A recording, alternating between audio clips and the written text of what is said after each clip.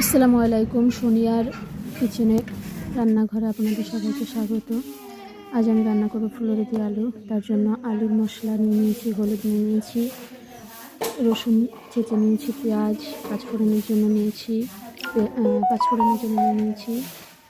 লবণ, শুকনো লঙ্কা গুঁড়ো এবং জিরা গুঁড়ো নিয়ে নিয়েছি। এরপর আমি আলুগুলোকে খুব সুন্দরভাবে ধুয়ে নেব। 2 থেকে 3 বার আমাকে ধুয়ে নিতে হবে এবং আলুগুলো ছেঁকে আমি তুলে নিচ্ছি। তুলে নেওয়ার পরে আমি সেগুলো কড়াইতে তেলে আগে ভেজে নেব। আলুগুলোকে আগে ভেজে নিতে হবে, সুন্দর করে লাল লাল করে আপনারা ভেজে নেবেন।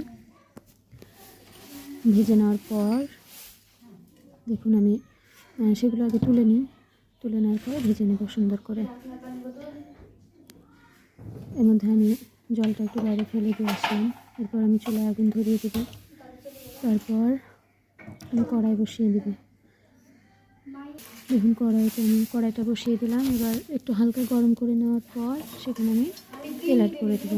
কতটা তেল আপনারা স্বাদ মতো, আপনারা যতটা খান সেই মতো নেবেন, ইচ্ছে অনুযায়ী। কম খেলে কম নেবেন, বেশি খেলে বেশি নেবেন। দেখুন আমার মতো করে আমি নিয়েছি। পর আলুগুলোকে দিয়ে দিচ্ছি। আলুগুলো আমি আস্তে আস্তে সবগুলো দিয়ে দেবো। তারপর আমি এগুলোকে লাল লাল করে একটু ভেজে নেব। দিয়ে দিলাম, একটু নাড়াচাড়া করে দেবেন। নাড়াচাড়া করে দেবেন, একটু ভালো করে নেড়ে নেবেন। তারপর একটা ঢাকনা দিয়ে রেখে দেবেন।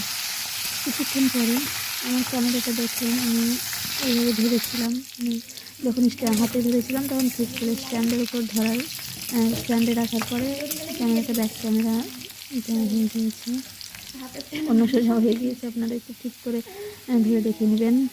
এরপর আমি লাল লাল করে ভাজতে দিলাম। ভাজা হয়ে গেলে আমি সেটাকে তুলে নেব।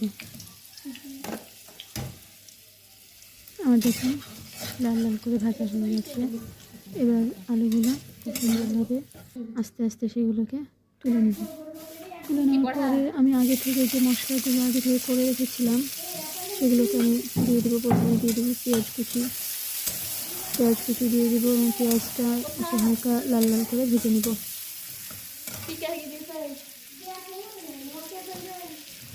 যতক্ষণে লাল লাল হয় ততক্ষণ আপনারা নাড়াচাড়া করতে থাকবেন। করা হয়ে গেলে দেখুন আমার একটু তেল কম হয়েছিল বলে আমি একটু তেল অ্যাড করে দিলাম। মনে হয়েছিল যে খুব কম তেল হলে আবার খেতে